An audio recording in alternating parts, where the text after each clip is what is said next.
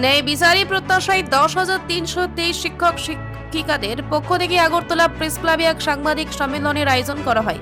সাংবাদিক সম্মেলনে উপস্থিত শিক্ষক শিক্ষিকারা জানান 10,323 শিক্ষকদের চাকরি সংক্রান্ত মামলা খুব শীঘ্রই সুপ্রিম কোর্টে উঠতে চলেছে এবং এই মামলায় তারা ইতিবাচক ফলাফলের আশা করছেন। তাদের অভিযোগ, রাজ্যে শিক্ষা দপ্তর দীর্ঘদিন ধরে 10,323 শিক্ষকদের সঙ্গে অন্যায় আচরণ করছে, ফলে স্থায়ী সমাধানের জন্য আদালতের দ্বারস্থ হওয়া ছাড়া তাদের আর কোনো পথ খোলা থাকেনি বলে দাবি করেন বক্তারা। শিক্ষক শিক্ষিকারা আশা প্রকাশ করেন যে ন্যায় বিচার অবশ্যম্ভাবী এবং খুব দ্রুতই তাদের চাকরির বিষয়ে ইতিবাচক সিদ্ধান্ত সামনে আসবে। আমরা আপনাদের মাধ্যমে জানতে পারলাম যে শিক্ষা দপ্তর নাকি 462 জনের জায়গায় বড় একটি সংখ্যা বানিয়ে নাম দিল ওনারা 10,323।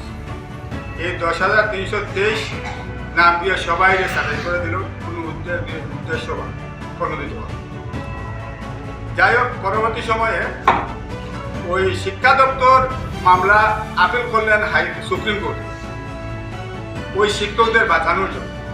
কিভাবে ওই শিক্ষকদেরকে বাঁচানো যায় তার জন্য শিক্ষা দপ্তর আপিল করলেন সুপ্রিম কোর্টে।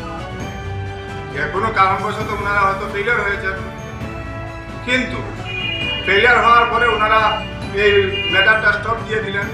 কিন্তু যেহেতু অন্যায়ভাবে আমরা চাকরিচ্যুত হয়েছি, তার জন্য আমরা ওই শিক্ষা দপ্তরের ওই মিশনটাকে আমরা অব্যাহত রেখে যে না, শিক্ষা দপ্তর তো আর তাদের বিষয় না, আমাদের জন্য লড়াই করেছিলেন, হয়তো তারা ক্লান্ত হয়েছেন, আমরা তাদের এই প্রয়াসকে অব্যাহত রাখি।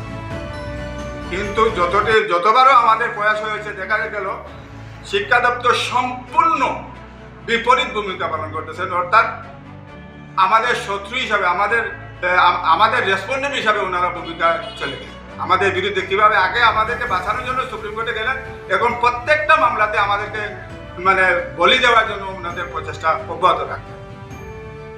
রাজ্যের তখনকার সরকার, বর্তমান যে সরকার জনদরদী সরকার, বর্তমান জনদরদী সরকারের যে মাননীয় মুখ্যমন্ত্রী, শ্রদ্ধাভাজন মুখ্যমন্ত্রী, উনিও আপনাদের কাছে বিভিন্ন প্রোগ্রামে, বিভিন্ন সম্মেলনে উনিও স্বীকার করেছেন যে আমাদের সাথে অন্যায় হচ্ছে।